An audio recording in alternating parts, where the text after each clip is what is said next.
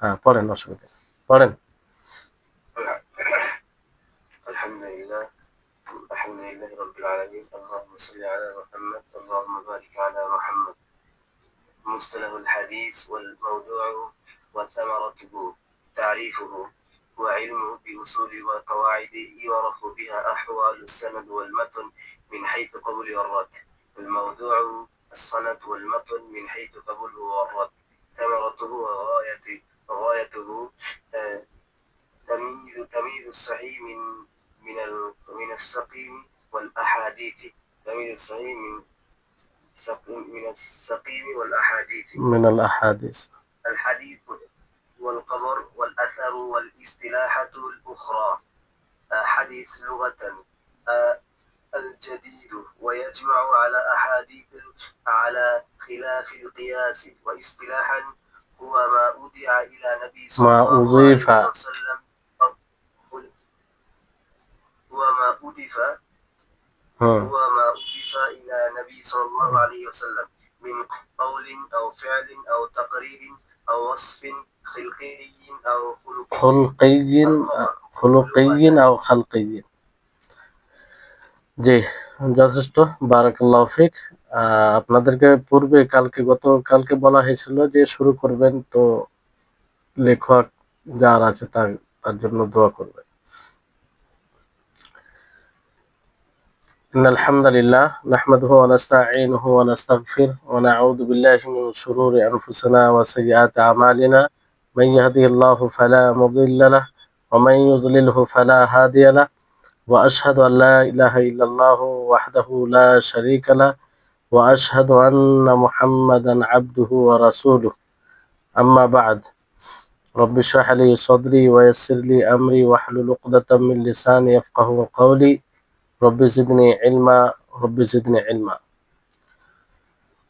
সম্মানিত আজকের ক্লাসে উপস্থিত সুপ্রিয় ভাই সকল ও সম্মানিত বোন, আল্লাহ তাবারক ওয়া তাআলার বিশেষ দয়ায় আজকে আমরা শেখ আব্দুল মুহসিন আল আব্বাদ হাফিজাহুল্লাহ যে বই রয়েছে আতিয়াবিল মিনা, তার দ্বিতীয় ক্লাস আমরা শুরু করতে চলেছি। আর দরুদ ও সালাম আমাদের সকলে প্রাণ প্রিয় নবী করিম মুহাম্মদ সাল্লাল্লাহু আলাইহি সাল্লামের উপরে। আল্লাহুম্মা সাল্লি আলাইহি আল্লাহুম্মা বারিক আলাইহি।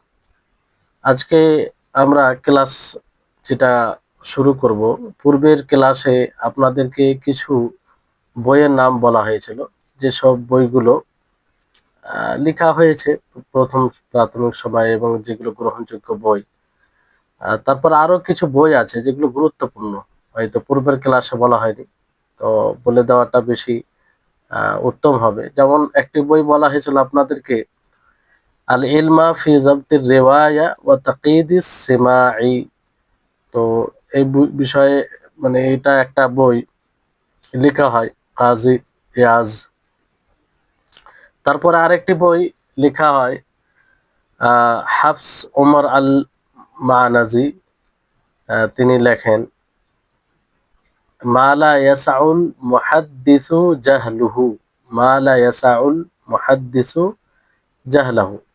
জাহলুহু, এই বইয়ের নাম দেন তিনি। তারপরে আরেকটি গুরুত্বপূর্ণ বই, যে বইটি সম্পর্কে যারা এই বিষয়ে পড়াশোনা করবে তাদেরকে জানা দরকার, সেটি হচ্ছে মুকদ্দমা ইবনু সালাহ, উসুলুল হাদিস অথবা মুকদ্দমা ইবনু সালাহ। বইটি খুব প্রসিদ্ধ বই, মানে অনেকেই জানে। এটা আসলে ইনি 643 হিজরিতে মৃত্যুবরণ করেন। আর তিনি বই যেটা লিখেছেন উলুমুল হাদিস নামে, কিন্তু সেই বইটা পরিচয় লাভ করে মুকদ্দমা ইবনু সালাহ নামে। তিনি মুস্তালাহুল হাদিসের প্রতিটি বিষয়কে একত্রিত করেছেন অল্প অল্প করে, মানে সেই জায়গায় এক জায়গায় করেছেন। খতিব আল বাগদাদি যে বিক্ষিপ্তভাবে লিখিত কিতাবগুলো রয়েছে সেখান থেকে তিনি কালেক্ট করে একত্রিত করেছেন। আর তার উপরে কিছু প্রয়োজন হয়েছে, টিকা হিসাবে লিখেছেন। এই হিসাবে এই বইটি খুব পরিচয় লাভ করে আর খুব মানুষের জন্য সহজ হয়, সমস্ত বিষয়কে তিনি একত্রিত করে দেন। তো এই বইয়ের প্রতি অনেক ওলামায়ে কেরাম বিদ্বানগণ গুরুত্ব দেন এবং এই বইয়ের বিভিন্ন ভাবে আরো ব্যাখ্যা বিশ্লেষণ করেন। যেমন ইমাম নববী রাহিমাহুল্লাহ এই বইটির সংক্ষিপ্ত রূপ দিতে গিয়ে লেখেন ইরশাদু তুল্লাবিল হাকাইক। অনুরূপভাবে ইমাম বুলকিনি মাহাসিনুল ইসতিলাহ নামে ব্যাখ্যা গ্রন্থ লিখেন এই মুকদ্দমা ইবনু সালার। কেউ আবার এই বইটিকে কবিতার আকারে লিখেছেন, যেমন আলফিয়াতুল ইরাকি। আলফিয়াতুল ইরাকি তো এটা স্পষ্ট করে যে এই বইটির গুরুত্ব সে সময় খুব ছিল, কারণ সমস্ত বিষয়কে একত্রিত করে দেওয়া হয়েছিল, যার ফলে মানুষ, ওলামায়ে কেরাম, পাঠক এই বইয়ের দিকে ধাবিত হয়েছিল। ওলামাগণ এই বইয়ের ব্যাখ্যা কেউ কবিতা আকারে লিখেছিলেন। তো বইটির নাম কি?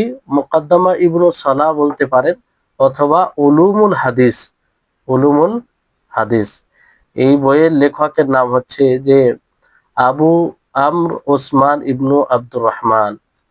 আবু আমর ওসমান ইবনু আব্দুর রহমান, যিনি ইবনু সালাহ নামে পরিচিত। ইবনু সালাহ নামে পরিচিত। ইবনু সালাহ যদি বলেন তাহলে যথেষ্ট হবে, তবে পুরো নামটা যদি স্মরণে থাকে বেশি ভালো হবে।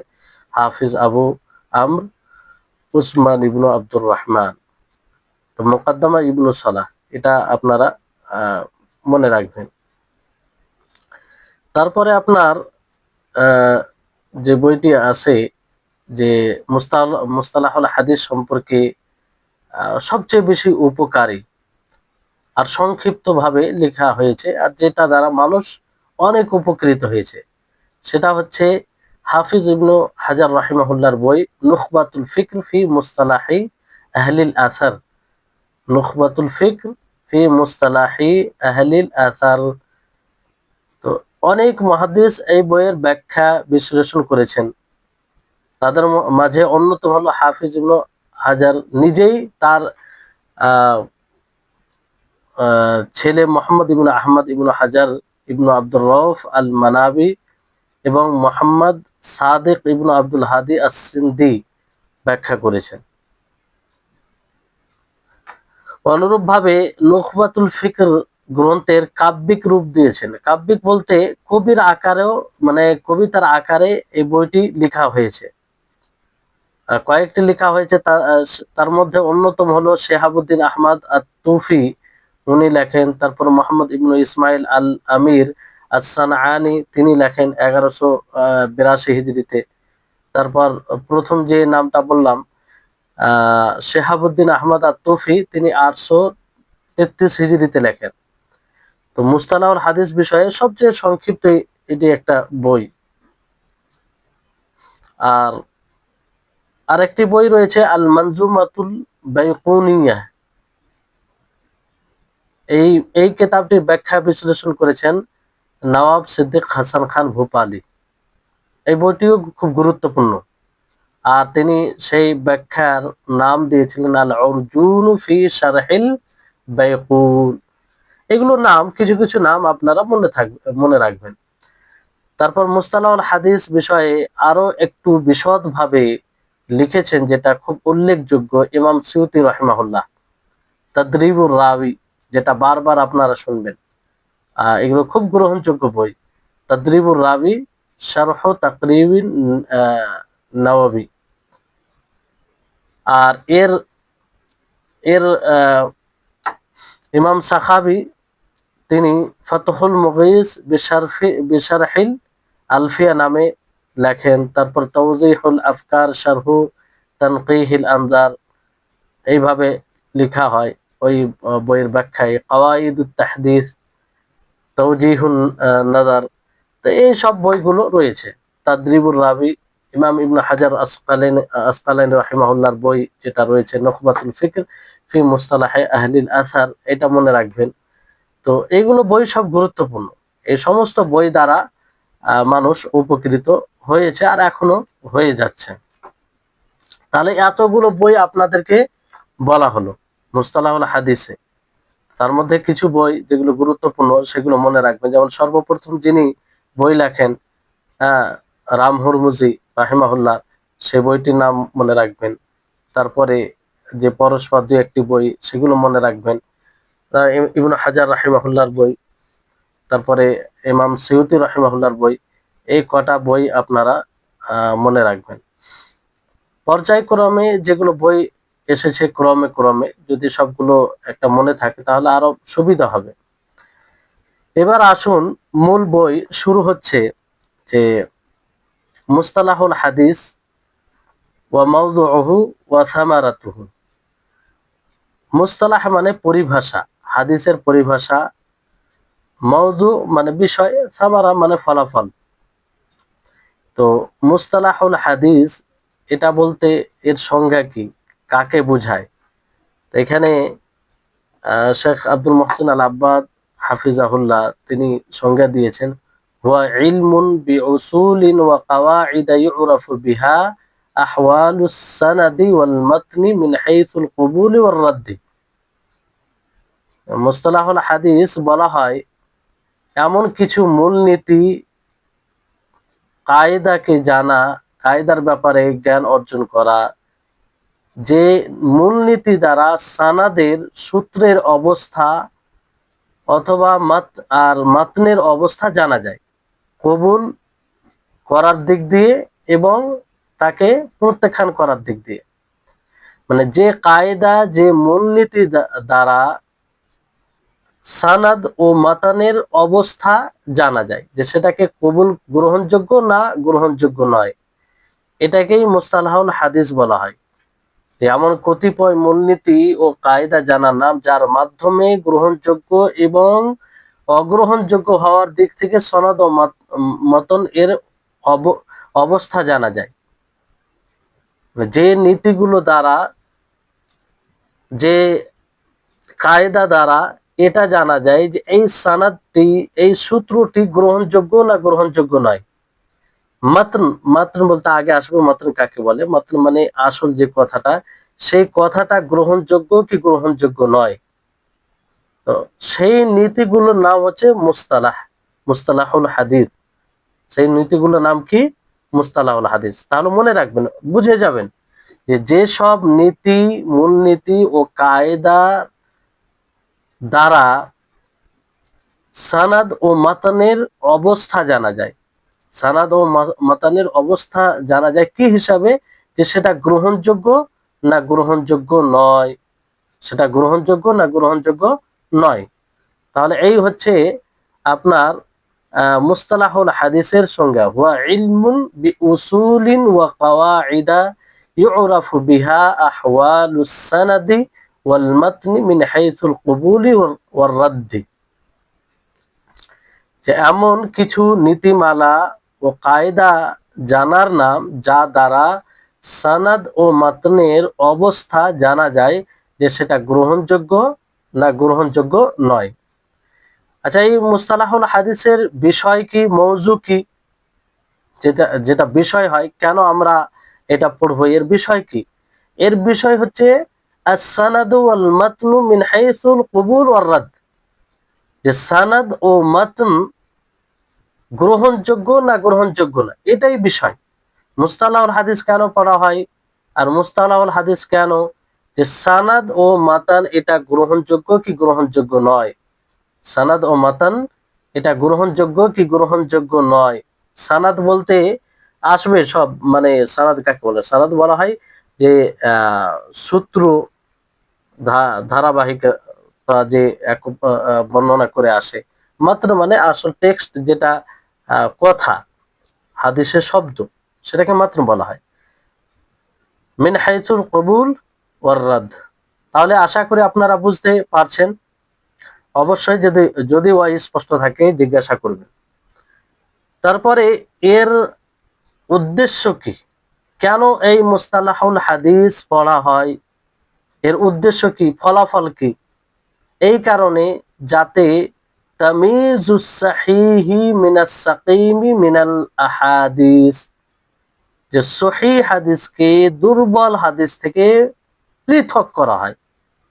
তামিজুস সাহিহ মিনাস সাকিম, বিশুদ্ধ হাদিসকে দুর্বল থেকে পৃথক করা হয়, দুর্বল হাদিস থেকে পৃথক করা হয়। আপনাদের এই বইয়ে, অনুবাদের বইয়ে দেখবেন এক একটা করে অর্থ দেওয়া হয়েছে, আপনারা একাই যখন পড়বেন ভালো করে বোঝার জন্য সেটা দেখতে পারেন। তবে এখানে মূল যেটা কথা, আসল কি উদ্দেশ্য, এর অর্থ কি, কি বুঝাতে চাইছে, এটা বোঝার চেষ্টা করবেন। এর বিষয় হলো, বিষয় আপনারা জানলেন, এর ফলাফল কিংবা আমরা কেন পড়বো, এর লাভ কি, সেটা হচ্ছে যাতে আমরা বিশুদ্ধ হাদিসকে, সহিহ হাদিসকে দুর্বল হাদিস থেকে পৃথক করতে পারি। তাহলে এই হচ্ছে, তাহলে মুস্তালাহুল হাদিসের সংজ্ঞা আপনারা জানলেন, তার মওজু বিষয় জানলেন এবং ফলাফল আপনারা জানলেন। এবারে হাদিস, হাদিসের সংজ্ঞা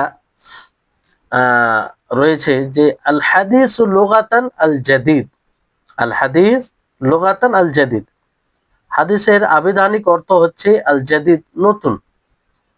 ওয়া ইজমা আলা আহাদিস আলা খিলাফিল কিয়াস, আর এর বহু বচন আছে, হাদিস এক বচন, আর এর বহু বচন হচ্ছে আহাদিস, যেটা নিয়ম বিরোধী আহাদিস আছে। আসলে নিয়ম অনুযায়ী যদি হাদিসের বহু বচন নিয়ে আসা হয় তাহলে হিদাস হবে, কি হবে, হিদাস হবে। কিন্তু এখানে আহাদিস আসছে, এরকম হয় আরবি ভাষায় অনেক সময় খেলাফে কিয়াস বলা হয়, যে যেটা আসল নিয়ম সেই নিয়ম নিয়ম বিরোধী হয়। হাদিস এর আবিধানিক অর্থ কি, নতুন। আল হাদিস লুগাতান আল জাদিদ, নতুন। আর এর বহু বচন আছে আহাদিস। ওয়াসতিলাহান, পরিভাষায় কাকে বলে হাদিসকে, হাদিসকে এই হাদিস, হাদিসের পরিভাষায় বলা হয় হুয়া মা উযীফা ইলান নবী সাল্লাল্লাহু আলাইহি ওয়াসাল্লাম মিন কাউলিন আও ফি'লিন আও তাকরীরিন আও ওয়াসফিন খিলকিয়্যিন আও খুলুকিয়্যিন,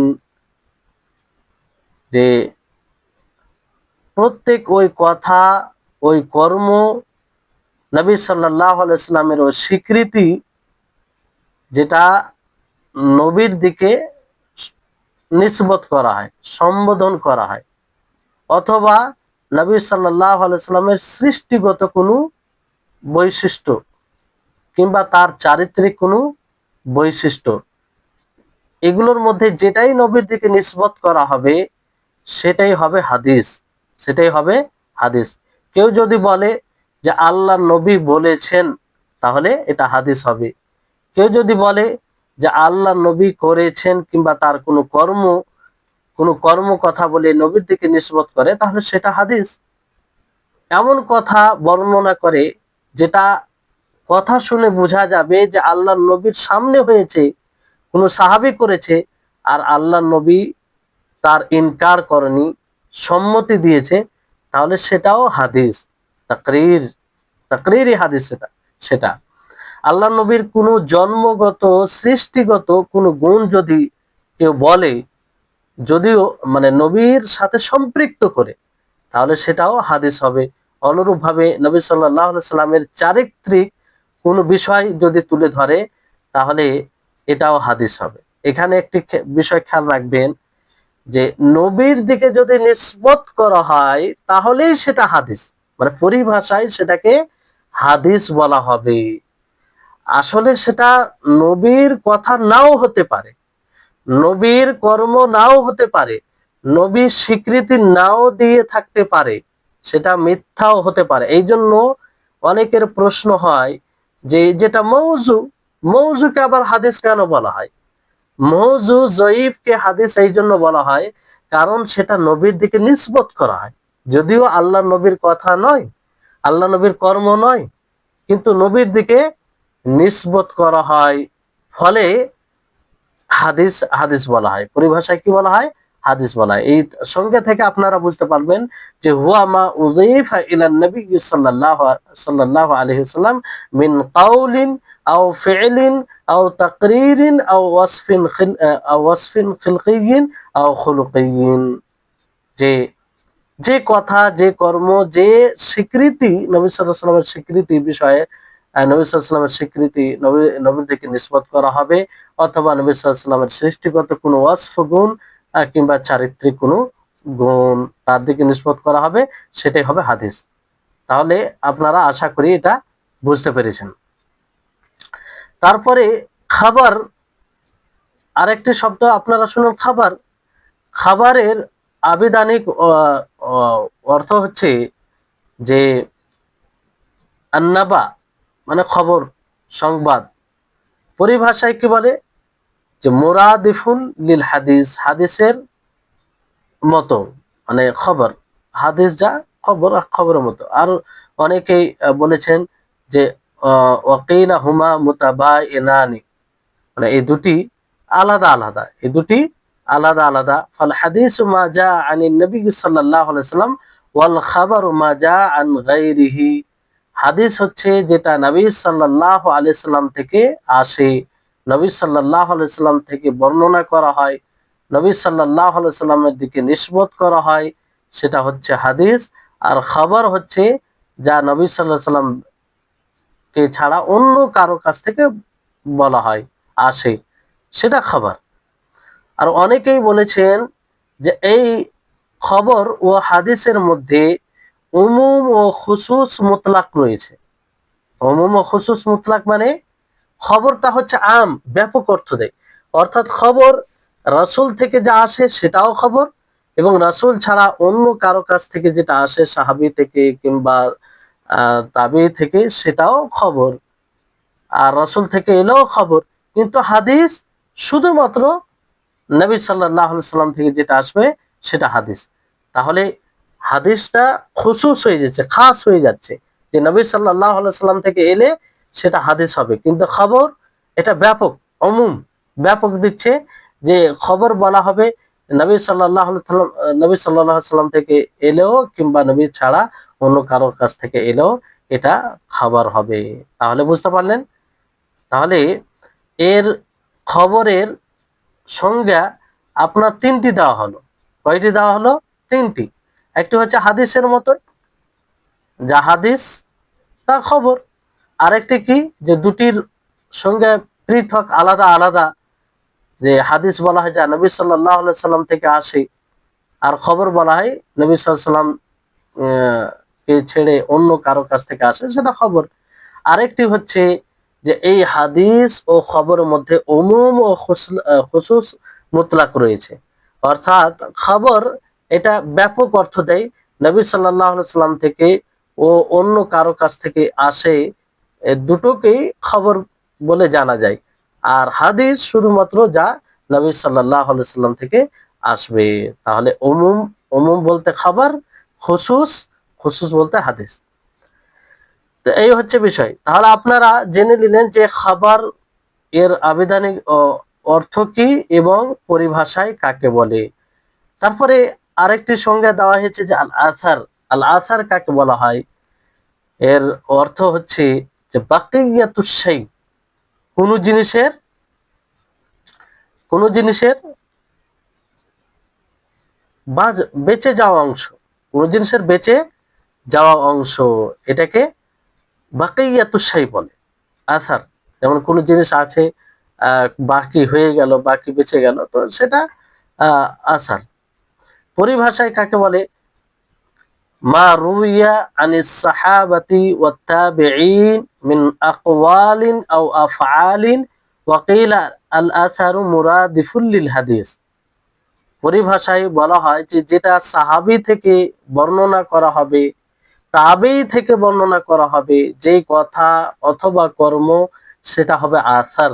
সেটা কি হবে? আসার। আর এটাও বলা হয়েছে যে আল আসার এটা হাদিসের মতোই, হাদিসের যে সংজ্ঞা দেওয়া হয়েছে সেটাই হবে। এই হচ্ছে বিষয়। তাহলে আপনারা হাদিসের সংজ্ঞা, খবরের সংজ্ঞা এবং আসারের সংজ্ঞা আপনারা জানলেন। বুঝতে পারছেন আশা করি সকলেই। হ্যাঁ, এমন ভাবে বুঝবেন যাতে বুঝতে পারেন, সেটা পরবর্তীতে বই দেখে ভালোভাবে মুখস্থ করবেন, আরো ভালোভাবে বুঝবেন, সেটা তো হবে, কিন্তু পড়ার সময় যেন পুরো স্পষ্ট হয়ে যায়, ক্লিয়ার হয়ে যায় আপনাদের কাছে। হ্যাঁ, ক্লিয়ার না হলে বলবে। তো এই হচ্ছে বিষয়।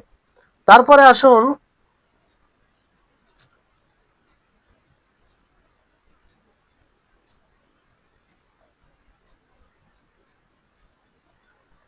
হ্যাঁ, তারপরে হাদিসে কুদুসির সংজ্ঞা দেওয়া হয়েছে। আল হাদিসুল কুদুসি ওয়া মা নুকিলা আনিন নবী সাল্লাল্লাহু আলাইহি ওয়াসাল্লাম মা ইসনাদিহি ইয়াহু ইলা রাব্বিহি আযজা ওয়া জাল।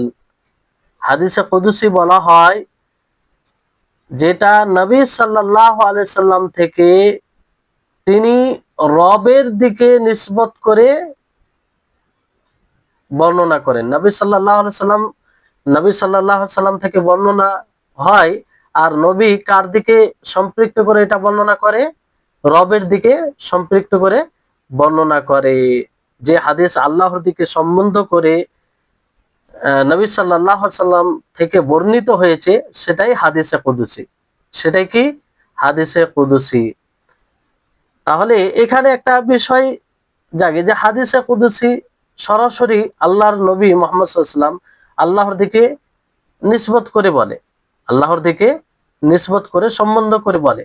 আর কোরআনও তো আল্লাহ তাআলার পক্ষ থেকে, কোরআনও আল্লাহ তাআলার পক্ষ থেকে। তো কোরআন ও হাদিসে কুদসির মধ্যে পার্থক্যটা কি? অনেকে মনে করবে যে যেহেতু আল্লাহ নবী আল্লাহর দিকে নিসবত করে হাদিসে কুদসি বলেন, আর কোরআনটাও আল্লাহর পক্ষ থেকে, তাহলে দুটোর মধ্যে কোনো পার্থক্য নেই। জি, দুটোর মধ্যে পার্থক্য আছে। এই জন্য লেখক রাহিমাহুল্লাহ এটাকে মানে স্পষ্ট করেছেন যে ওয়াল ফারকু বাইনাল হাদিসিল কুদসি ওয়া বাইনাল কোরআন। আসলে আল হাদিসুল কুদসি, এটার নাম কুদুস, আল হাদিসুল কুদসি কেন নাম দেওয়া হলো? আল হাদিসুল কুদসি কেন নাম দেওয়া হলো, এটা আমাদেরকে একটু বোঝার দরকার আছে। আসলে কুদ্দুস হচ্ছে আল্লাহ তাবারক ওয়া তাআলার একটি নাম। তো যেহেতু আল্লাহর নবী আল্লাহর দিকে নিসবত করে সম্বন্ধ করে বলেন, এই জন্য তার দিকে নিসবত করে এই হাদিসের নাম দেওয়া হয়েছে কুদুসি, আল হাদিসুল কুদুসি। তো আহ, মানে কুদুস, মুকাদ্দাস, পবিত্র।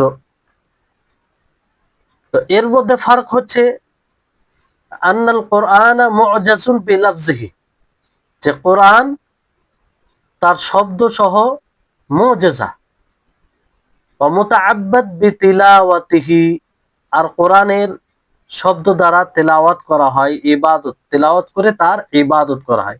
কোনো ব্যক্তি স্বতন্ত্রভাবে তেলাওয়াত করে আল্লাহ তাআলার নৈকট্য লাভ করতে পারে, ইবাদত, এটা বিশেষ একটি স্বতন্ত্র একটি ইবাদত। আর কোরআনের জন্য মুতাওয়াতির শর্ত, মুতাওয়াতির হওয়া শর্ত। এবার মুতাওয়াতির কাকে বলে সেটাও আহ, সেটাও আগে আসবে, আপনারা জানবেন যে মুতাওয়াতির কাকে বলে। কোরআনের জন্য মুতাওয়াতির হওয়া শর্ত। মুতাওয়াতির মানে এতটা সংখ্যা বর্ণনা করবে যাদের বর্ণনাকারীকে, মানে যার বর্ণনাকারীকে আপনি মিথ্যুক বলতে পারবেন না, এতটা সংখ্যা, যে তারা সকলেই মিথ্যার উপরে এক হয়ে যাবে, এটা সম্ভব হবে না, এতটা সংখ্যা বর্ণনা করবে। তাহলে কোরআন মুজিজা, যেটা হাদিসে কুদসি মুজিজা নয়। কোরআন দ্বারা ইবাদত করা হয়, তেলাওয়াত করে। হাদিসে কুদসি পড়ে বিশেষ স্বতন্ত্রভাবে এটা তেলাওয়াত করা হয় না। কোরআনের জন্য শর্ত হচ্ছে যে মুতাওয়াতির ভাবে এটা প্রমাণিত হবে, হাদিসে কুদসির জন্য তা শর্ত নয়। আর হাদিসে কুদসি এটা, এটার জন্য এই বৈশিষ্ট্য, এই গুণে গুণান্বিত করা হয় না হাদিসে কুদসিকে, যে এর মধ্যে এজাজ মানে সংক্ষিপ্ত ভাবে রয়েছে, যেটা ভাষার মানে অলংকার। ওয়াল হাদিসুল কুদসি লা ইউসাফু বিল এজাজ ওয়ালা ইউতাআব্বাদ বিতিলাওয়াতিহি, না হাদিসে কুদসি তেলাওয়াত করা হয়, ওয়ালা ইশতারাতু ফি সুবুতিহি আত-তাওয়াতুর, না এর প্রমাণে মোতাওয়াতির হওয়ার শর্ত লাগানো হয়। তাহলে এগুলো পার্থক্য। তারপরে ওয়াল আহাদিসুল কুদসিয়াতু আকসারু মিন মিয়াতি হাদিস, কুদসি হাদিস 100 অধিক হাদিস রয়েছে, অনেক হাদিস রয়েছে, না আরো অনেক রয়েছে। এটা মানে 100 অধিক মানে অনেক হাদিস রয়েছে। যেমন ইমাম মুসলিম রাহিমাহুল্লাহ তিনি তার সহিহ গ্রন্থে আবু যর রাদিয়াল্লাহু তাআলা আনহু থেকে বর্ণনা করেছেন যে নবী সাল্লাল্লাহু আলাইহি সাল্লাম থেকে বর্ণনা করেন, উনি নবী সাল্লাল্লাহু আলাইহি সাল্লাম কেমন ভাবে বর্ণনা করেন সে ব্যাপারে তিনি বলেন ফিমা ইয়ারবিহি আনিল্লাহি তাআলা, নবী সাল্লাল্লাহু আলাইহি সাল্লাম আল্লাহর কাছ থেকে বর্ণনা করেছেন। তো এটা তো আম হাদিসে বলা হয় না, আরো যে সব হাদিস রয়েছে সেই হাদিসের ক্ষেত্রে এটা বলা হয় না। যেমন সেই হাদিসে আহ আহ, তিনি বলেন যে আল্লাহ তাআলা থেকে তিনি বর্ণনা করেন যে আল্লাহ তাআলা বলেছে, ইয়া ইবাদি, হে আমার বান্দাগণ, ইন্নী হাররামতু যুলমা আলা নাফসি ওয়া জাআলতুহু বাইনাকুম মুহাররামান ফালা তাজালামু, যে আমি নিজের নফসের উপরে জুলমকে হারাম করেছি এবং তোমাদের মাঝেও এই জুলমকে হারাম করেছি, অতঃপর তোমরা এক অপরের প্রতি জুলুম করো না, এক অপরের প্রতি জুলুম করো না। তাহলে এই একটি হাদিসে কুদসির উদাহরণ।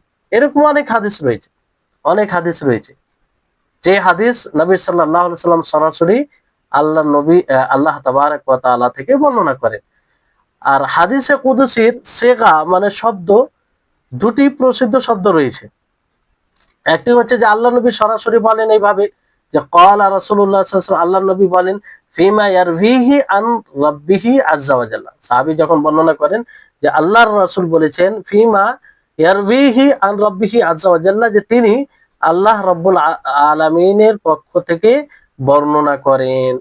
আর আরেকটি শব্দ হচ্ছে ক্বালা আল্লাহু তাআলা ফিমা রাওয়াহু আনহু রাসূলুহু সাল্লাল্লাহু আলাইহি ওয়াসাল্লাম, আল্লাহ তাআলা বলেন যেটা যার থেকে তার রাসূল বর্ণনা করেছেন, যার থেকে তার রাসূল বর্ণনা করেছেন। তাহলে এখানে আপনারা জানতে পারলেন যে হাদিসে কুদসি কাকে বলে। হাদিসে কুদসি বলা হয় যে হাদিস আল্লাহর দিকে সম্বন্ধ করে নবী সাল্লাল্লাহু আলাইহি সাল্লাম থেকে বর্ণিত হয়, সেটাকে হাদিসে কুদসি। সহজ বিষয়, কোনো এগুলো কঠিন বিষয় নেই। এবার হাদিসে কুদসি ও কোরআনের মাঝে পার্থক্য আপনাদের সামনে তুলে ধরা হয়েছে, আর আপনাদের এই অনুবাদের বইয়ে খুব সুন্দরভাবে দেওয়া হয়েছে। যে এক মানে দুই দিকে একটা ছক করে, সেখানে আপনারা দেখতে পারেন যে কোরআনের শব্দ ও অর্থ উভয়টি আল্লাহর পক্ষ থেকে, কিন্তু হাদিসে কুদসির অর্থ আল্লাহর, কিন্তু শব্দ রাসূলুল্লাহ সাল্লাল্লাহু আলাইহি ওয়াসাল্লামের রাসূলুল্লাহ সাল্লাল্লাহু আলাইহি ওয়াসাল্লামের। এখানে যদিও ওলামাদের মধ্যে দ্বিমত আছে, অনেকেই বলেছেন যে হাদিসে কুদসির শব্দ আল্লাহ তাআলার। তো যাই হোক, যেটা বেশি মানে প্রসিদ্ধ সেটা হচ্ছে যে যেটা বেশি প্রসিদ্ধ সেটা যে শব্দ আল্লাহর নবীর, অর্থ আল্লাহ তাআলার পক্ষ থেকে। তো এটা একটা পার্থক্য। দ্বিতীয় পার্থক্য হচ্ছে যে কোরআনের শব্দ যেহেতু আল্লাহর পক্ষ থেকে, বিধায় এর প্রতিটি শব্দ মুজিজা। মুজিজা বলতে এটা একটা চ্যালেঞ্জ, আল্লাহ তাআলা ব্যতী অন্য কেউ এইরকম ভাবে বলতে পারে না, যেটা কিয়ামত পর্যন্ত মানুষকে চ্যালেঞ্জ দেওয়া হয়েছে। আর এর এর এখানে কোনো প্রকারে পরিবর্তনও করতে পারবে না। কিন্তু হাদিসে কুদসির ক্ষেত্রে এটা নয়, হাদিসে কুদসি মুজিজা নয়, এটা সকলেই বলেন যে হাদিসে কুদসি মুজিজা নয়। এটা একটা পার্থক্য। তৃতীয় পার্থক্য হচ্ছে যে কোরআনের শব্দ যেহেতু মুজিজা, তাই এর ভাব অর্থ ঠিক রেখে শব্দ পরিবর্তন করে তেলাওয়াত করা নিষিদ্ধ। কোরআনকে যদি কেউ তেলাওয়াত এইভাবে করে, তার ভাব অর্থ দিয়ে তেলাওয়াত করে, তাহলে এটা জায়েজ হবে? জায়েজ নয়, হারাম। কোনোভাবেই তাতে পরিবর্তন করা যাবে না। কোরআন যেভাবে এসেছে সেভাবেই আমাদেরকে তেলাওয়াত করতে হবে। কিন্তু হাদিসে কুদসির ক্ষেত্রে আপনি ভাব অর্থ বলতে পারেন, বর্ণনা করতে পারেন, এটা হারাম নয়, এটা জায়েজ। যদি অর্থ একই হয়, বিরুদ্ধে না যায়, তো আপনি বলতে পারেন। তো এটা একটা পার্থক্য। চতুর্থ পার্থক্য হচ্ছে যে কোরআন তেলাওয়াত একটি ইবাদত, এর প্রতিটি পাঠে 10টি করে নেকি পাবেন যদি কোরআন তেলাওয়াত করেন একটি অক্ষরে। কিন্তু হাদিসে কুদসির ক্ষেত্রে তা নয়। হাদিসে কুদসি পড়ে স্বতন্ত্রভাবে তেলাওয়াত করে ইবাদত করা হয়, এটা হাদিসে কুদসির ক্ষেত্রে হয় না, আর বিশেষ কোনো নেকিরও কথা বলা হয়নি। পঞ্চম পার্থক্য হচ্ছে যে সম্পূর্ণ কোরআন মুতাওয়াতির সূত্রে প্রমাণিত এবং এতে কোনো প্রকারের সন্দেহ নেই এবং সন্দেহ করাও যাবে না। কিন্তু হাদিসে কুদসির ক্ষেত্রে মুতাওয়াতির ভাবে প্রমাণিত হবে, এটা জরুরি নয়, এটা জরুরি নয়। সূত্র সঠিক হলে সেটা হাদিস, সেটা মুতাওয়াতির হোক কিংবা আহাদ হোক, কোনো সমস্যা না। আর হাদিসে কুদসি অনেক সময় সহি হয়, আবার জয়ীফ হয়, আবার জালও হয়, কিন্তু কোরআন তা হয় না। তো এইগুলো পার্থক্য বলা হয়েছে। তাহলে হাদিসে কুদসির সংজ্ঞা এবং কোরআন ও হাদিসে কুদসির মধ্যে পার্থক্য, আর একটি উদাহরণ আপনাদেরকে দেওয়া হয়েছে। তারপরে আসুন যে সানাদ, যে শব্দটা আপনারা বারবার শুনবেন সেটাকে জানতে হবে সানাদ কাকে বলে।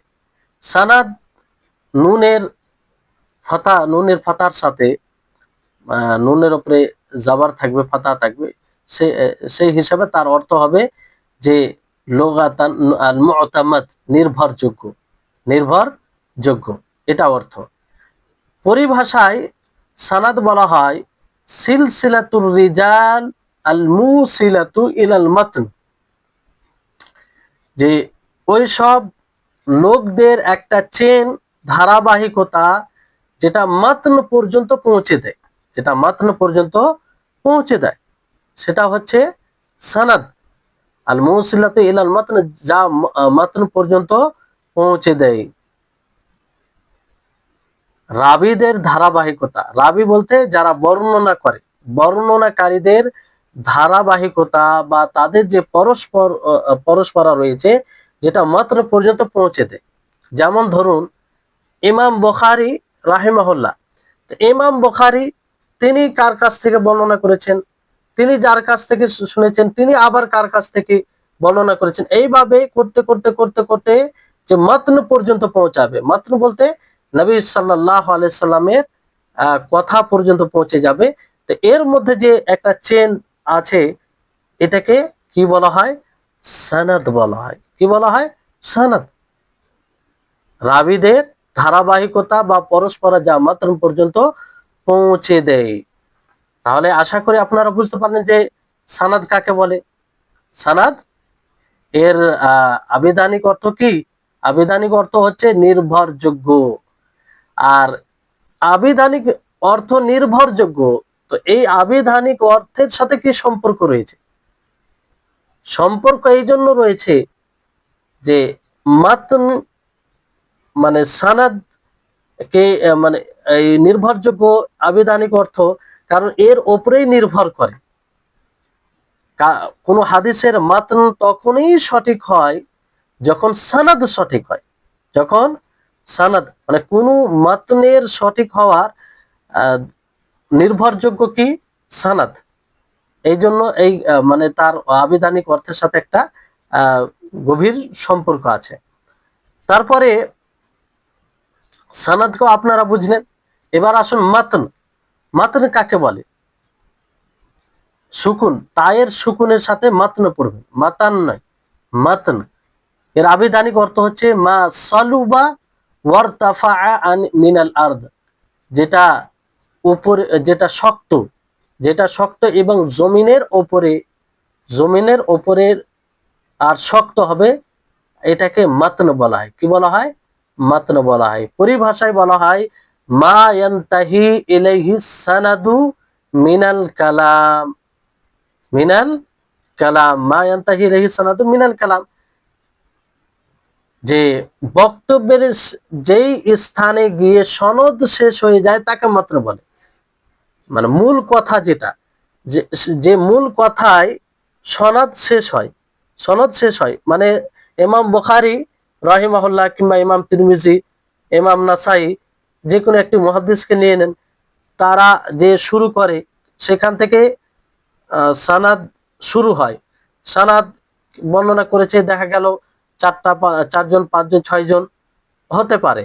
তো শেষে পৌঁছাবে, শেষে মানে সানাদ সিলসিলা শেষ হওয়ার পরে কি আসবে? ইবারত, মানে নবীর কথা, সেটাই হচ্ছে মাতন। সেটাই কি? মাতন। সেটাই হচ্ছে মাতন। এবার প্রশ্ন জাগছে যে এটাকে মাতনে কেন নাম দেওয়া হলো?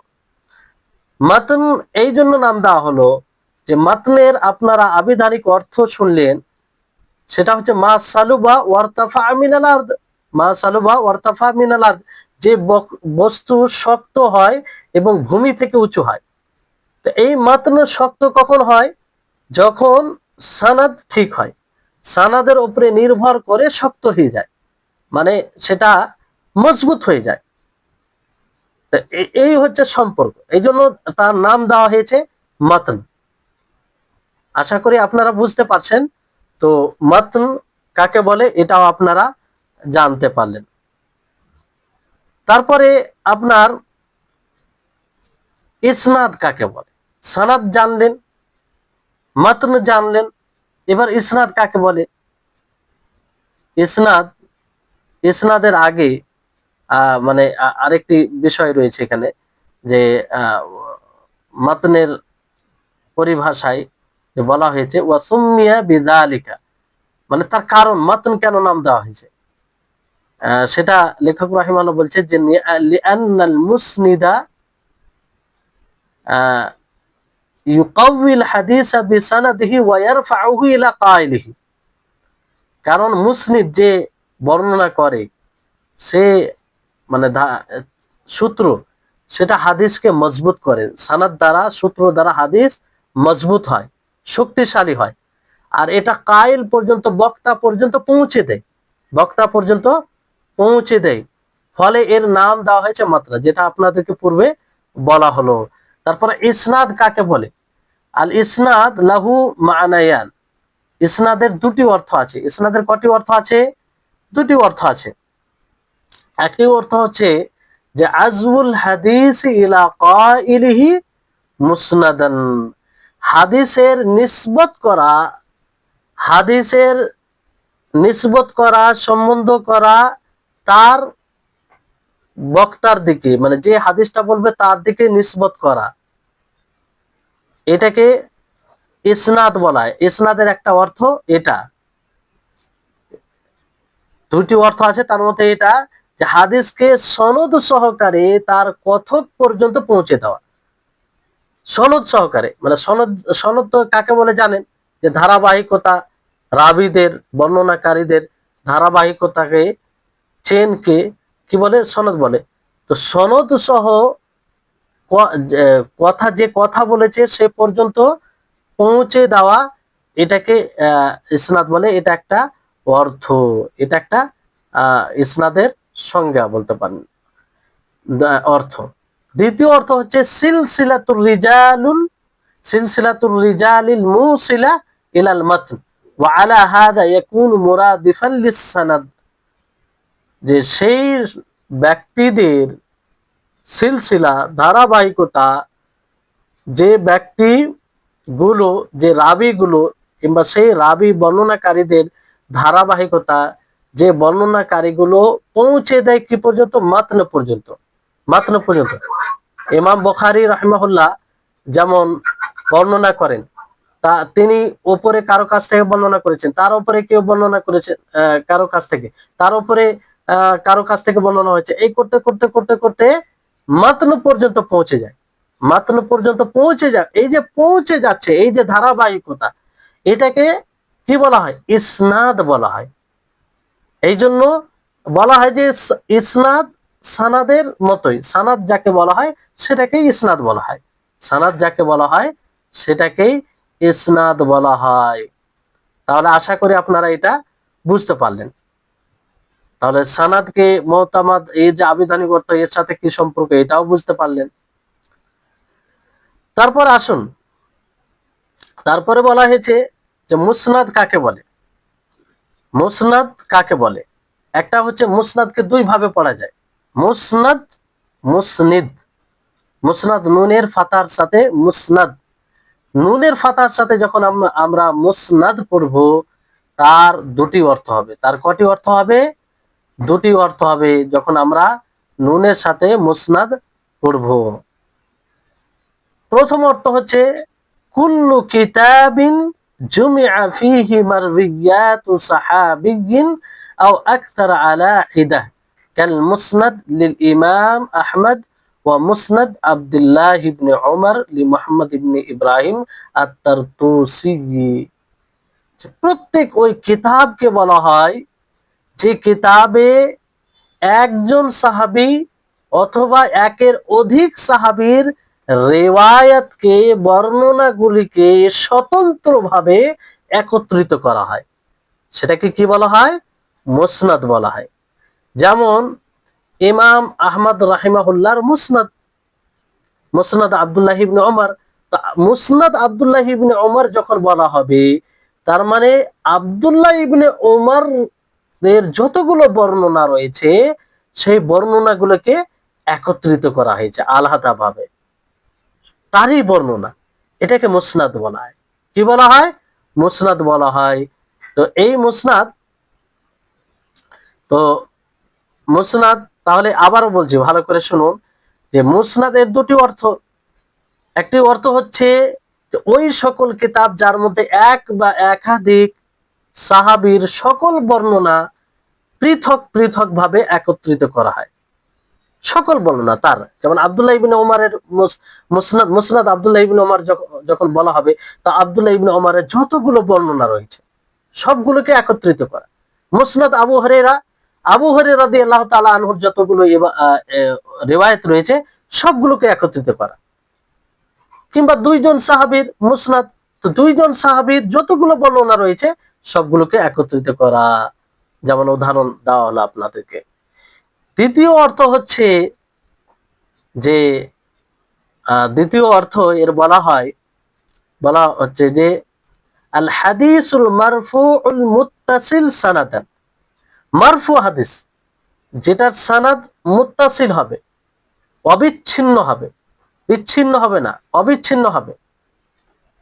এমন হাদিস যা অবিচ্ছিন্ন সনাদে রাসূল সাল্লাল্লাহু আলাইহি সাল্লাম পর্যন্ত পৌঁছে গেছে, সেটাকে বলা হয় মুসনাদ। অবিচ্ছিন্ন বলতে যে ধারাবাহিকতা, সানাদ, তাতে বিচ্ছিন্নতা থাকবে না।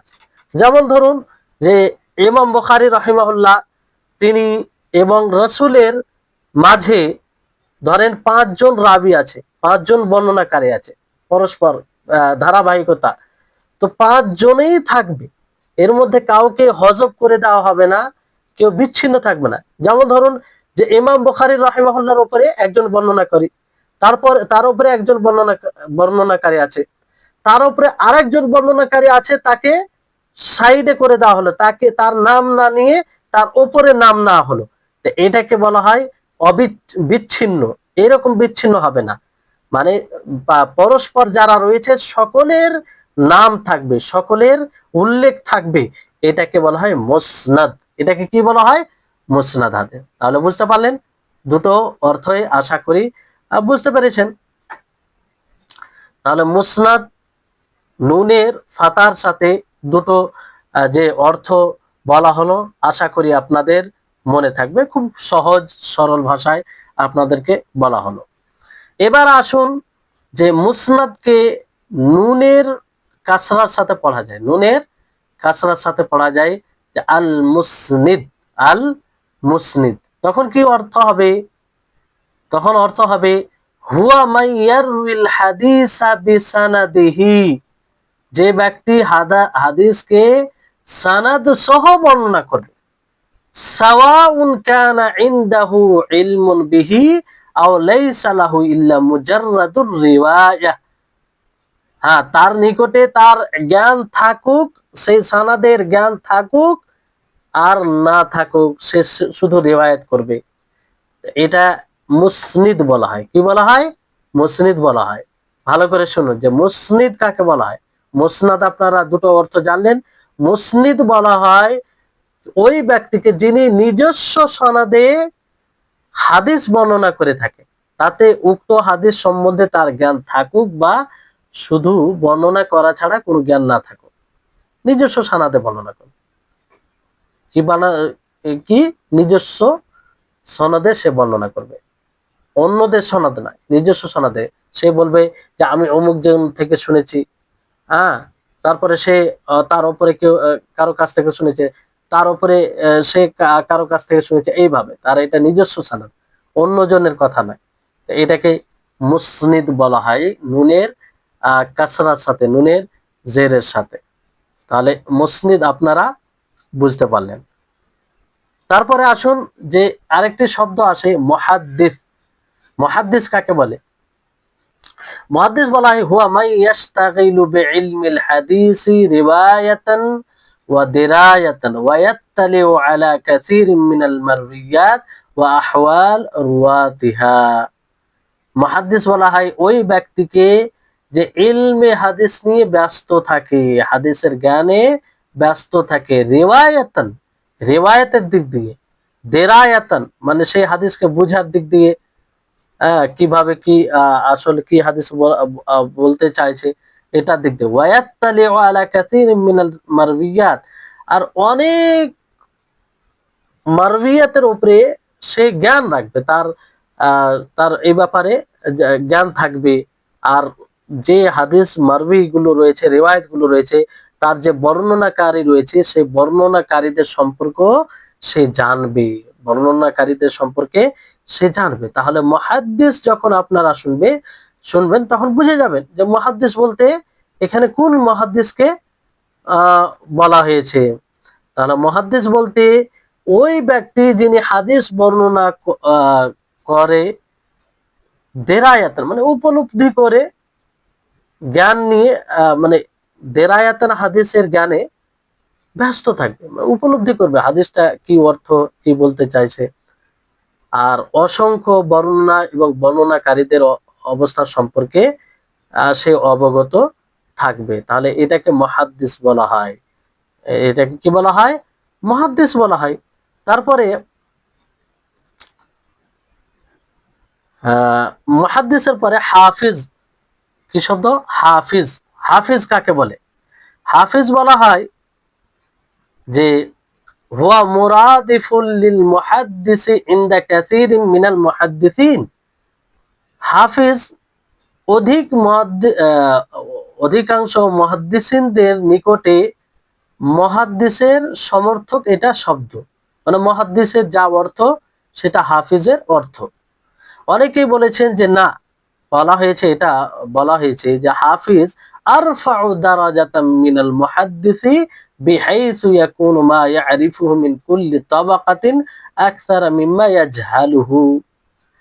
বরং বলা হয়েছে যে হাফিজ মুহাদ্দিসের চেয়ে মর্যাদায় উঁচু হবে, এইভাবে যে সে প্রত্যেক তবকা থেকে এতটা জানবে যে তার অজ্ঞাত বিষয় থেকে তার জানা বিষয় বেশি হবে। প্রত্যেক তবকা, তবকা বলতে কি,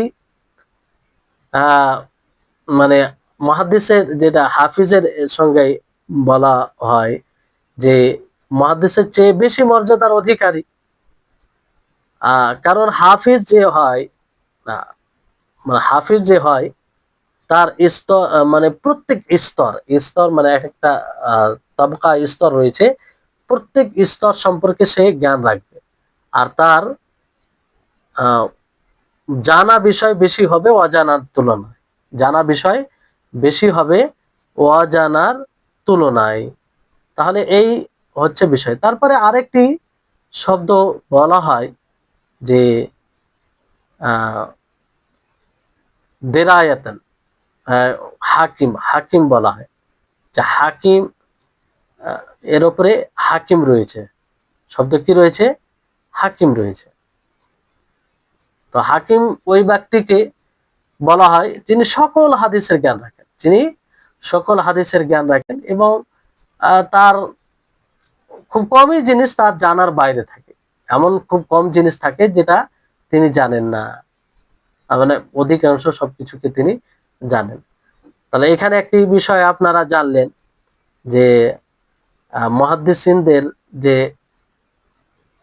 মুহাদ্দিসিন কেরামকে দুই ভাগে বিভক্ত করা হয়, যে একটা হচ্ছে রিওয়ায়াতান আর দেরায়াতান। ইলমুল হাদিস রিওয়ায়াতান, ইলমুল হাদিস দেরায়াতান। ইলমুল হাদিস রিওয়ায়াতান এটা আসলে কোন ইলমকে বলা হয়?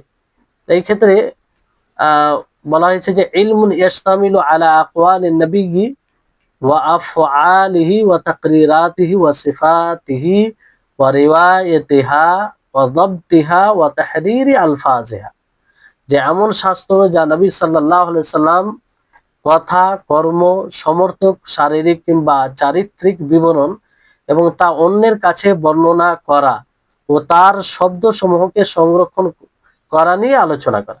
এক কথায় নবী সাল্লাল্লাহু আলাইহি সাল্লামের যে হাদিসের সংজ্ঞা আছে, সেই সংজ্ঞা সহ হাদিস বর্ণনা করা এবং সেটার শব্দ সহ সংরক্ষণ করা নিয়ে এই বিষয়ে আলোচনা করা, হাদিসের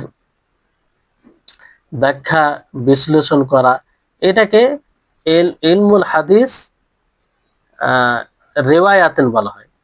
ইলমুল হাদিস রেওয়ায়াতেন বলা হয়। আর ইলমুল হাদিস দেরায়াতেন বলা হয় যে হাদিসের পরিভাষাকে, হাদিসের নীতিমালাকে, অথবা হাদিসের যে আরো জ্ঞান রয়েছে এমন নীতিমালা জানার নাম ইলমুল হাদিস দেরায়া, যে যার দ্বারা সানাদের অবস্থা জানা যায়, মাতনের অবস্থা জানা যায়, মানে সেটা গ্রহণযোগ্য কি গ্রহণযোগ্য নয়।